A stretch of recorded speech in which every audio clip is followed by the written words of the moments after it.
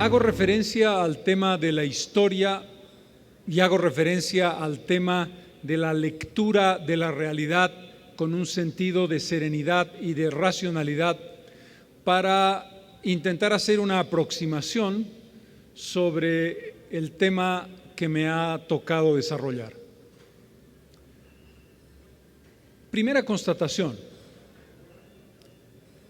el mundo de hoy es un mundo dominado por la economía de mercado.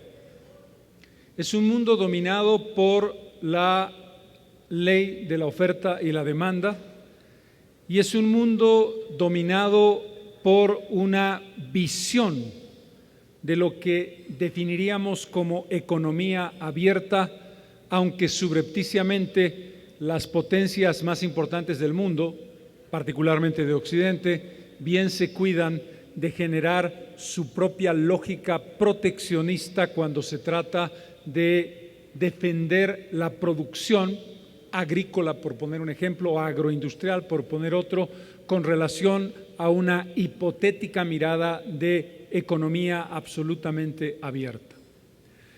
Pero la referencia que hago tiene que ver con la realidad de un mundo globalizado, independientemente de cuánto nos guste o disguste ese hecho objetivo. Es dentro de ese escenario que tenemos que mirar a América Latina. Y es dentro de ese escenario que tenemos que intentar comprender lo que hemos vivido en los últimos 20 años en la región. El proceso político que sustituye a la visión neoliberal, defensora del mercado y defensora de la economía abierta, viene acompañado de un mecanismo económico absolutamente excepcional en la historia latinoamericana, particularmente en la historia de América del Sur. Es evidente que esa década dorada a la que haré referencia tiene mucho más que ver con los países de América del Sur que con los países de América Central y el Caribe, pero en términos generales se trata de un momento de extraordinaria bonanza económica. ¿Qué quiero decir con esto? No podríamos entender la transformación latinoamericana desde el punto de vista político si no fuéramos capaces de comprender que ésta vino acompañada de un momento económico particularmente excepcional. Cuando hablo de un momento económico particularmente excepcional, quiero subrayar el hecho de que para América del Sur en particular es difícil encontrar una etapa de bonanza económica equivalente en todo el periodo republicano. Es decir, no estamos hablando del ciclo clásico de vacas gordas y vacas flacas, que lo hay, sino que estamos hablando de un momento en el que las materias primas se convirtieron en verdaderas estrellas, un momento en el que las materias primas multiplicaron sus precios de manera exponencial, casi geométrica. Si somos conscientes de que la explicación del proceso de transformación política no puede ir separada de la explicación de un momento de transformación económica, podremos comprender también cuáles son las razones que explican determinado crecimiento de nuestras cifras económicas y en particular sociales, y aquí haré un par de precisiones en su momento sobre lo que significó esa transformación política. Vuelvo al punto de partida. La declinación de la etapa neoliberal, que tiene su desarrollo más importante en la década de los años 90, tiene que ver con una crisis de recesión en América Latina que se inicia en 1998-99 y que va a desarrollarse hasta el año 2002 o 2003. Por lo tanto, las explicaciones políticas acompañadas de las explicaciones económicas para comprender la idea de éxito y fracaso. Parto de la premisa de que la lección más importante que aprendió América Latina en los últimos 20 años es que la ortodoxia, es que los dogmas, es que aquellos artículos de fe, de verdades reveladas, casi religiosas, vinculadas a estatismo, vinculadas a privatización, vinculadas a neoliberalismo, vinculadas a socialismo, se transformaron para interpretarse de acuerdo a la realidad de cada país. Sería injusto y sería insuficiente no entender que el periodo neoliberal, que fracasó estrepitosamente en el ámbito de las mejoras sociales, en parte por su propia lógica intrínseca, en parte por las condiciones económicas externas e internas que vivió, podría leerse solamente en esa dirección. El neoliberalismo en América Latina consiguió algo muy importante, que es comprender que el manejo ordenado, serio y sensato de la macroeconomía es imprescindible, y que el manejar la macroeconomía con responsabilidad en términos incluso de recetas clásicas de carácter estructural no es un pecado neoliberal, sino es una condición sine qua non para que la base de una sociedad en la línea ideológica que quiera escoger pueda estar segura y contar con una infraestructura económica mínimamente sustentable. El manejo macroeconómico responsable es una herencia incuestionablemente positiva de esa década denominada como neoliberal, con la satanización del término neoliberalismo, que coincido, tuvo defectos de fondo y tuvo un dogmatismo y una mirada unilateral de las cosas que no lograba entender algo fundamental: el rol esencial del Estado, no solamente como regulador, que era la gran ilusión neoliberal, sino el Estado como actor fundamental en el manejo, el diseño, la estrategia de la economía, pero sobre todo, como decía esta mañana el presidente Mujica, de la distribución de sus responsabilidades sociales en educación, en salud, en infraestructura, en saneamiento básico y, lo que es más importante, en la redistribución de la riqueza. Pero quiero dejar planteado con claridad: no creo en verdades absolutas ni verdades reveladas. No creo en esta receta fue un fracaso total y hay que olvidarse de ella, ni creo hoy tenemos la panacea universal. Mi impresión es que lo importante es aprender las lecciones de la historia y tomar aquellos elementos positivos que esas lecciones de la historia nos dejan. No hubiésemos podido lograr los incuestionables éxitos en política social que hoy podemos exhibir en América Latina si no hubiéramos logrado una combinación vinculada a dos factores: un factor dependiente de nuestro propio diseño de estrategia y un factor exógeno que nos fue extraordinariamente favorable. En el diseño de estrategia, el desechar la lógica de que el mercado era un buen asignador en términos de distribución social, que era un buen asignador en términos de la lógica de oferta y demanda que puede funcionar en el ámbito del mercado en líneas de economía gruesa, pero que no puede funcionar en los objetivos fundamentales de una sociedad que busca la felicidad para su sociedad y que busca, como América Latina, hasta ahora sin éxito, reducir drásticamente las graves desigualdades existentes. En la primera década del siglo XXI, los movimientos políticos progresistas que sustituyeron la lógica neoliberal reposicionaron al Estado. El reposicionamiento del Estado tiene diferentes matices que van desde el estatismo secante hasta una presencia significativa del Estado, hasta una presencia parcial del Estado. Permítaseme un paréntesis. Cuando hablamos hoy de América Latina, hablamos de modelos tan disímiles como el venezolano y el mexicano, tan disímiles como el boliviano y el colombiano, tan disímiles como el hondureño y el argentino. Tenemos gobiernos que siguen rigurosamente una lógica liberal. Podremos definirla como neo, eso ya es un tema de debate, pero no sería correcto suponer que las transformaciones ideológicas que se han producido en América Latina han modificado el escenario en el conjunto de América Latina, es decir, en los 20 países que podemos definir como parte de América Latina.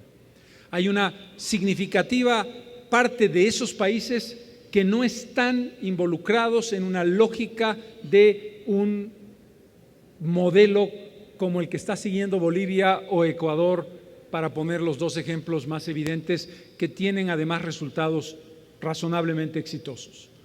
Podríamos mencionar a países como Perú y Colombia, que han desarrollado un tipo de proceso y proyecto político que no está ligado a la estatización o a la nacionalización de los recursos naturales, pero que sí está ligado a una lógica de una mayor presencia del Estado en el área de la salud, de la educación, en lo que se llamaron y se siguen llamando las transferencias condicionadas o los bonos, que te permiten una inversión social significativa. Aquí el círculo virtuoso estuvo vinculado a recupero al Estado en aquellas responsabilidades sociales que el Estado debe tener, y tengo la buena fortuna de que los precios internacionales de las materias primas están en unos niveles absolutamente espectaculares. El resultado de 10 años sostenidos, entre el año 2004 finales, 2005 principios, hasta el año 2014, está a la vista. Esta mañana el ministro de Relaciones Exteriores del Ecuador daba algunas cifras de los logros, de los éxitos en la lucha contra la pobreza de la región. Pero la pregunta de fondo sigue siendo la misma. ¿Hemos aprovechado en nuestra lógica de nuestro sistema productivo, de nuestro sistema de crecimiento y de desarrollo esta década dorada? Mi impresión es que no de manera equivalente a lo que hemos conseguido en el ámbito social. En el ámbito social hemos logrado una mejor distribución, todavía muy lejos del ideal. Hemos logrado cifras notables de lucha contra la pobreza. Hemos logrado la generación de una clase media que se ha incorporado a la sociedad latinoamericana en el límite de superar la pobreza. Y hemos logrado entender que hay una responsabilidad que el Estado no puede dejar y que espero que ningún modelo liberal pueda ya superar. Es decir, hemos roto el dogmatismo de que el Estado me saque las dos manos de encima, que es la mejor manera que tengo de hacer las cosas. Eso no es verdad. Pero hemos roto también la lógica de una cierta deificación, convertir en mito al Estado pensado como lo pensaba Octavio Paz, que lo definía como el ogro filantrópico, en esa vieja lógica del PRI, que ya no es la que hoy vivimos, del México de los 70 años de gobierno. No queremos un ogro filantrópico, necesitamos un Estado comprometido con los desafíos de la sociedad, con los desafíos de la economía, con los desafíos del desarrollo. Pero vuelvo sobre el punto de partida. América Latina no está inmersa en una burbuja que no tiene vínculo alguno con el mundo real. El mundo real es el mundo de la economía abierta. El mundo real es el mundo del mercado. El mundo real es el mundo de la competencia. El mundo real es el mundo del desarrollo científico, tecnológico, innovador, investigativo. Y algo que quiero subrayar de lo dicho por el presidente Mujica en la mañana de hoy. Dos cosas que parecen no vinculadas en relación de causa y efecto, pero que sí lo están. Tenemos muchas críticas para el mundo occidental y tenemos muchas críticas para el mundo capitalista y tenemos muchas críticas para la lógica de un mundo que fue y todavía tiene una cierta nostalgia del imperialismo. La crítica a los Estados Unidos, la crítica a Europa. Y podríamos extrapolar y decir lo que está pasando en Asia, qué características tiene. Pero esas críticas no pueden dejar de lado algo que el presidente Mujica dijo esta mañana. La vanguardia de la investigación, del desarrollo tecnológico y del desarrollo científico está en Estados Unidos, está en Europa, está en países de Asia como Corea del Sur, por ejemplo. Está comenzando a desarrollarse de manera muy significativa en China, dentro de un esquema de economía de mercado y de libre oferta y demanda. Es decir, el mundo capitalista ha logrado extraordinarios éxitos en el desarrollo científico y tecnológico que no podemos dejar de lado. Y tenemos que preguntarnos por qué razones eso ha sido posible. ¿Cuáles han sido los instrumentos y los elementos que han permitido que vayan de la mano el crecimiento económico y el desarrollo de investigación, ciencia y tecnología? Podríamos hacer una larga disquisición de carácter ideológico y ponernos en la visión marxista para dar respuestas. Prefiero no entrar en ese escenario, prefiero simplemente la lógica de reconocer una realidad en la que ya no hay blancos absolutos ni negros absolutos, sino una importante gama de grises en las que nos tenemos que mover. Igual que hablé del proteccionismo que está desarrollado de manera exacerbada por los Estados Unidos y por Europa, que andan planteando proyectos y convenios de libre comercio bilaterales o multilaterales, pasando por alto derechos de autor, derechos intelectuales, las riquezas que tenemos de carácter biodiverso en nuestros países que no son consideradas como nuestro patrimonio, etcétera, etcétera, etcétera, que marcan matices en cuanto a qué debemos tomar y qué no debemos tomar de ese modelo. Cierro otra vez el paréntesis y vuelvo a América Latina. Y vuelvo para recordar que en el año 2015 la caída internacional de los precios de las materias primas están representando una caída de entre el 20 y el 35% de los ingresos por exportaciones de nuestros países, particularmente en América del Sur. Ese impacto demuestra que seguimos atados al dogal de la producción de materias primas como la base fundamental de nuestro aparato exportador. Y voy a hablar de una nación moderna como Chile, que tiene más del 50% de sus ingresos de exportaciones en el cobre. Lo mismo pasa con el Brasil. Y voy a mencionar un país que atraviesa un serio problema institucional, estructural como México, que sin embargo desde el punto de vista económico es el país más fuertemente diversificado de toda América Latina. México ha vivido la experiencia positiva y negativa, paradójica, de la locomotora norteamericana, estadounidense, que cuando ha desarrollado y crecido ha arrastrado a México a una importantísima diversificación industrial, pero que significa un vaivén del que México depende de manera muy significativa. Y menciono el caso de Brasil, que tiene una diversificación de mercados, pero una dependencia mucho más fuerte de la producción de materias primas que México.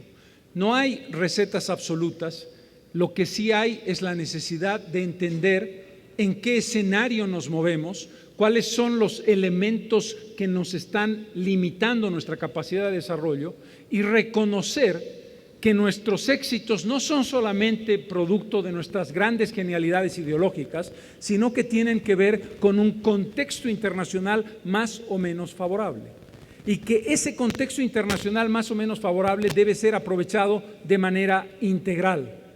Y mi impresión es que hemos logrado en términos sociales avances significativos, pero en términos económicos, en términos de reformulación de nuestra matriz productiva, en términos del incremento de nuestra inversión pública en ámbitos como ciencia, investigación y tecnología, no hemos sido capaces de entender cuán grande es la brecha que nos separa de los países más desarrollados y cuáles son los desafíos que tenemos para marcar esa transformación.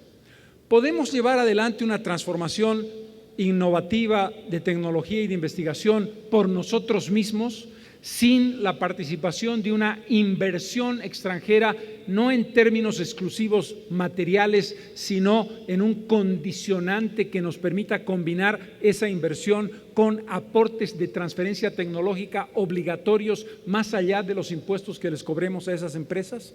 ¿Cuál es la lógica que nos puede permitir establecer una base industrial que acompaña innovación?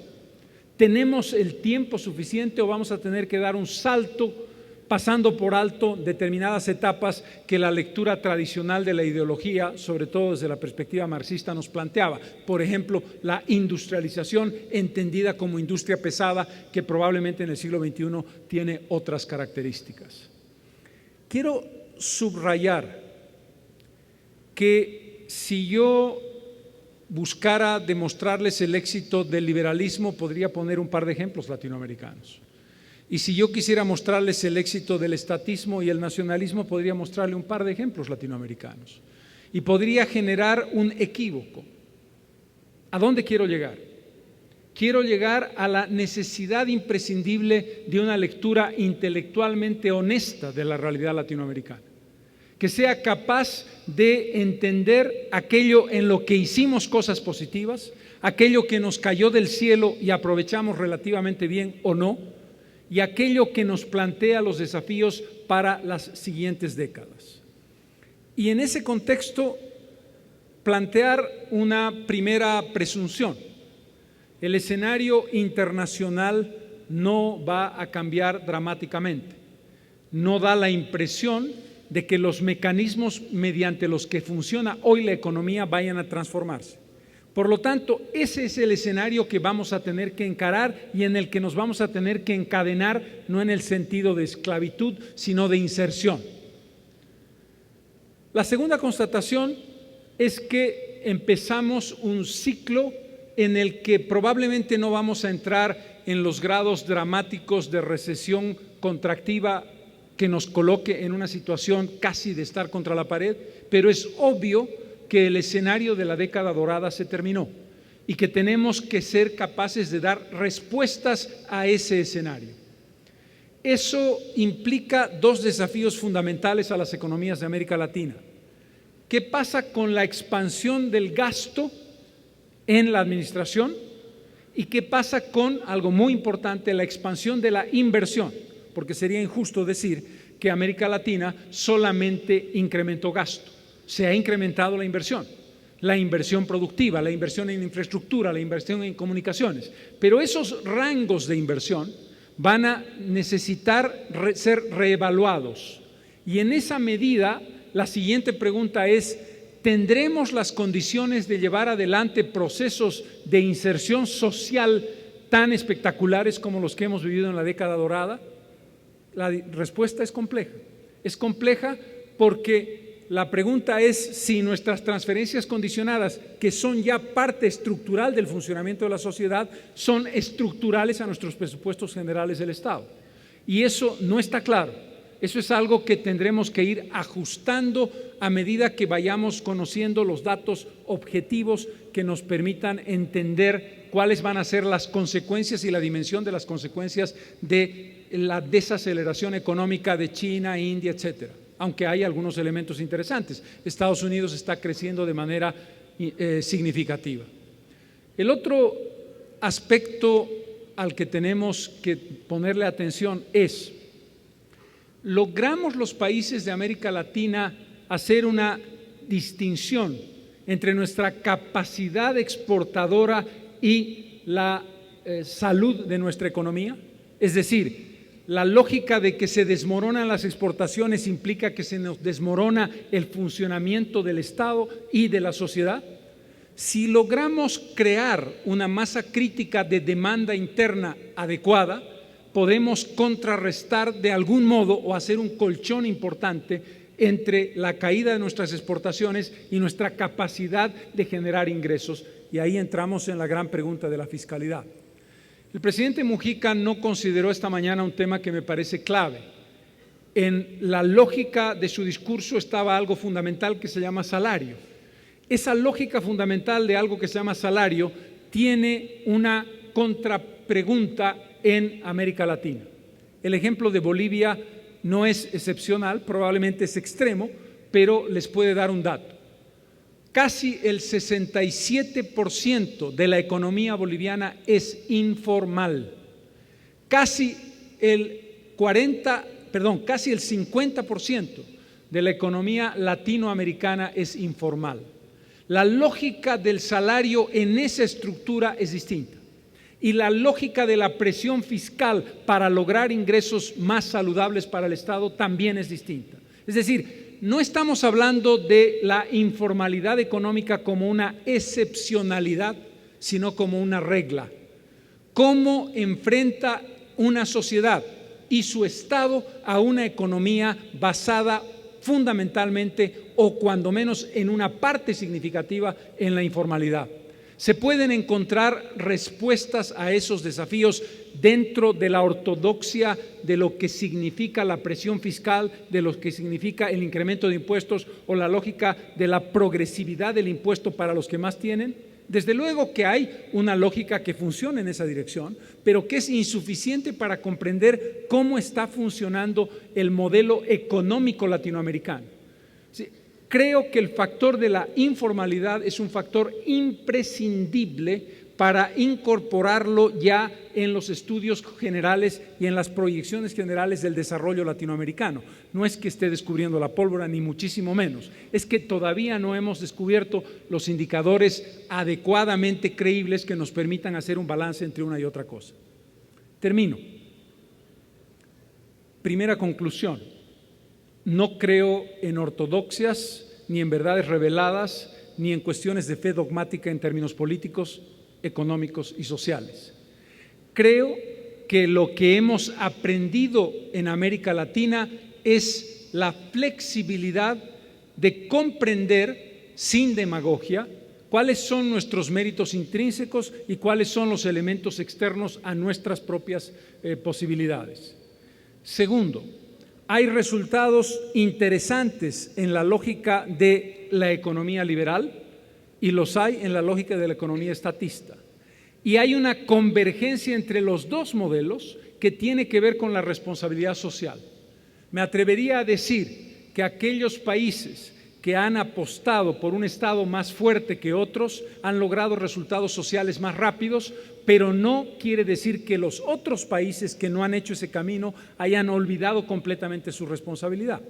Las transferencias condicionadas, para poner un ejemplo, los bonos, son tan válidos en países que se podrían definir como de izquierda como en aquellos que se podrían definir como de derecha. La respuesta al desafío social sigue teniendo una pregunta no respondida en América Latina. La velocidad para reducir la desigualdad no es lo suficientemente intensa como la que requerimos y allí seguimos teniendo problemas. Siguiente punto. El nivel de incorporación de masas significativas de la pobreza a la clase media es muy precario y una caída significativa de indicadores económicos podrían hacer que esos millones que están hoy en el borde de la clase media puedan estar dentro de 5 años otra vez en el borde del otro lado en la línea de la pobreza. Siguiente punto, y estoy terminando, no se preocupen. El concepto de seguimos atados a un modelo productivo que no ha sido capaz de renovarse en propuestas que pudieran dinamizar su propia lógica de crecimiento. Es decir, hacer como Noruega o Australia o Canadá, que son exportadores de materias primas, pero con un nivel de valor agregado en sí mismas extraordinariamente más significativo que el que tenemos los países de América Latina. Y el último punto en el que estamos absolutamente trabados, y no voy a mencionar lo obvio que es la educación. Uno de los grandes problemas de América Latina es logramos cantidad en nuestra educación, pero no logramos calidad en nuestra educación, es si estamos dispuestos a entender en qué consiste la inversión en investigación, tecnología e innovación. Esos tres elementos no son menores, son fundamentales, son una retahíla que ustedes escuchan cada vez que alguien habla del tema, pero probablemente la respuesta sea una combinación, es decir, tenemos que hacer un esfuerzo compartido. Y ahí vuelvo a retomar al presidente Mujica. no hay que satanizar la idea de la inversión externa, sino que hay que darle una racionalidad en cuanto al beneficio de las partes, el que invierte y el que recibe la inversión, y sobre todo en la posibilidad de una transferencia de tecnología que viene por las transnacionales y que viene en la relación de Estado a Estado. Y el último punto, no lo he tocado en detalle porque será desarrollado en una conferencia especial que hará el expresidente Samper, que tiene que ver con la integración. Ninguno de estos mecanismos puede entenderse si no entendemos eso como un conjunto. Probablemente vamos a llegar más rápido a la innovación, a la tecnología y a la investigación cuando desarrollemos políticas comunes en esa dirección con metas comunes de los países de América Latina. El proceso de integración para un crecimiento intra-América Latina y extra-América Latina es imprescindible desde el punto de vista de la economía. No sé si podríamos llamar capitalismo a lo que estamos viviendo en el siglo XXI. Llamaremos globalización, economía abierta con sus restricciones de proteccionismo en esa esquizofrenia tan particular, pero ese es el mundo que nos ha tocado vivir. Y reconozcamos que América Latina tiene méritos, América Latina tiene defectos, América Latina ha logrado cosas y tiene frustraciones no conseguidas, pero hay factores que no están vinculados exclusivamente a la ideología, sino también a las condiciones de ese mundo globalizado. No somos ajenos a ese mundo globalizado y vamos a recibir sus beneficios y sus golpes en dimensiones y proporciones muy parecidas. Muchas gracias.